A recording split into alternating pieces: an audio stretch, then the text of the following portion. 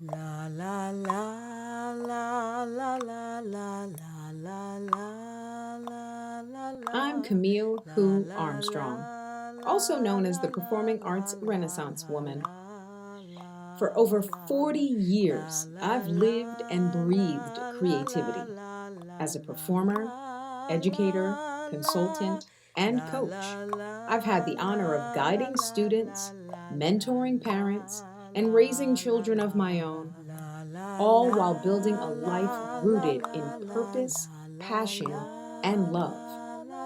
Whether I'm in a classroom, on a stage, or behind the scenes, my heart has always been for the next generation. And I believe it all begins at home with the people who raise them. This series is for you. Whether you're expecting, learning as you go, or parenting for the second or even third time around, I'm here to share the insights, tools, and real talk I've gathered over 4 decades of hands on experience. Welcome to Camille Who, the Child's Whisperer. I'm so glad you're here. I hope that what I share supports you, challenges you, and empowers you on your wild journey of parenting. Camille Who here. This episode is about, well, educating yourself before going on to your crazy, wild roller coaster ride as a parent. Educating yourself is so important.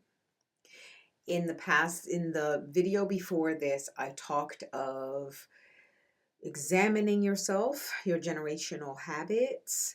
I talked of examining your family dynamic, and I talked of examining your fears and anxieties. These are things that we can impose on our children that will quite possibly take away from what they're destined to become.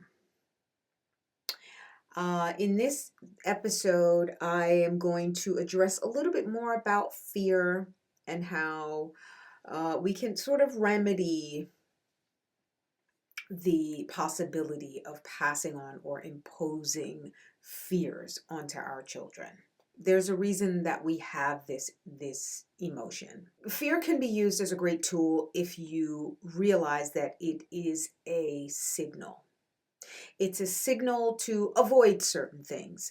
It's not a signal to avoid everything, but it is a signal sometimes to help you to improve upon a thing. For example, um, if you're afraid to fail a test, you make sure you study for it. If you are afraid that you will lose a race, you train for it and you make sure you know enough and you make sure your body is conditioned enough to not lose the race. Or there's a fear of looking foolish in front of everyone in the audience because you didn't know your dance. So what do? You practice, right? In order to avoid that thing happening, you make sure you know enough. You train your brain, you train your body, condition yourself, whatever you need to do to avoid that outcome. And so that's how fear could be used in a very healthy way. In some ways, in a lot of ways, with many people, fear is used and really just consumes us into avoiding life situations. And then we impose it on people. And that creates a problem for them. In other words, it's contagious. And when we're talking about, being parents and knowing and being aware that we are the ones that are creating their daily life movie.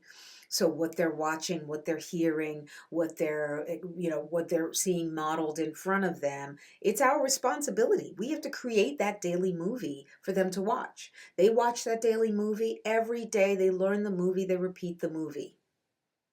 If it's a hostile background, if it's a hostile environment, they learn to be hostile. If it's critical, they learn to be they criticize people. They learn to be hard on themselves. They learn to be hard on other people.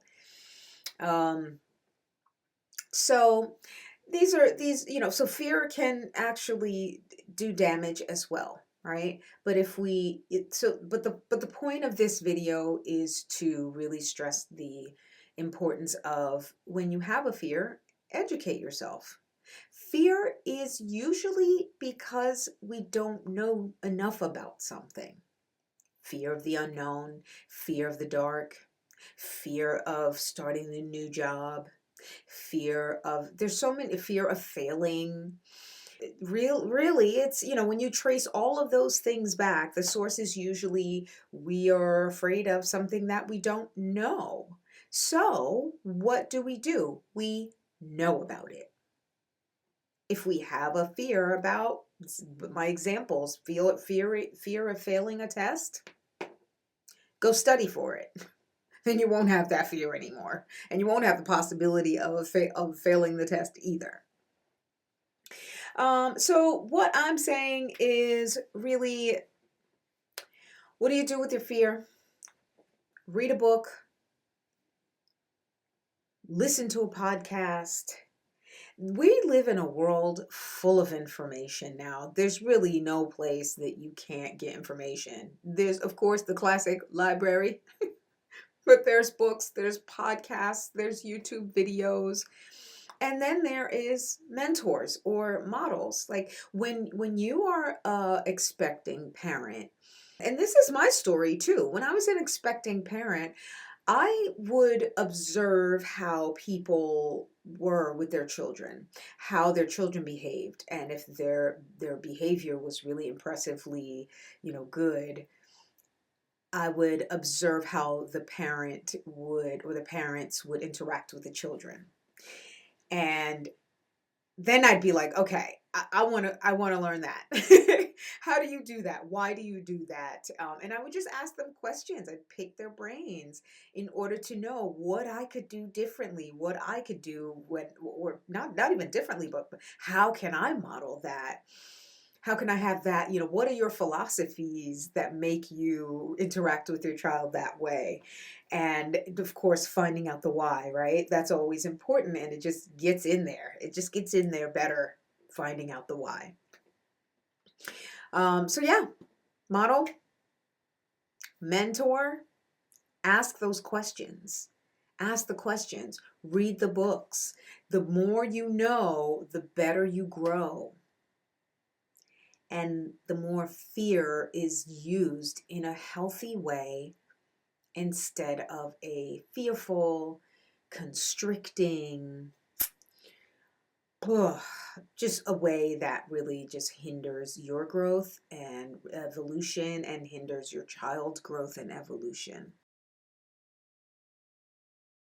Fear is because we don't know something.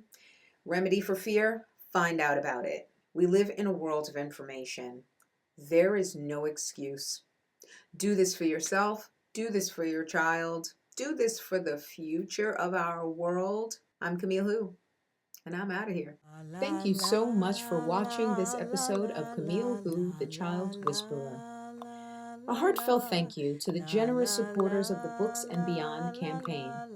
This series wouldn't be possible without you. If you're a new or expecting parent, I created Better Parent, Better Future just for you. I empower first-time parents to embrace a positive mindset and navigate those early parenting years with confidence and joy.